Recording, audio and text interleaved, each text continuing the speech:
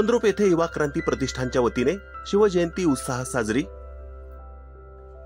दक्षिण सोलापूर तालुक्यातील मंद्रुप येथे युवा क्रांती प्रतिष्ठानच्या वतीने छत्रपती शिवाजी महाराज यांची जयंती उत्साहात साजरी करण्यात आली। ग्रामपंचायत सदस्य यासीन मकानदार, शिवपुत्र जोडमोठे, तंटामुक्त समितीचे अध्यक्ष रेवणसिद्ध मेणगुदले, महेश मेणगुदले, संतोष बरुरे, सूरज केवटे यांच्या हस्ते छत्रपती शिवाजी महाराजांच्या प्रतिमेचे पूजन करण्यात आले।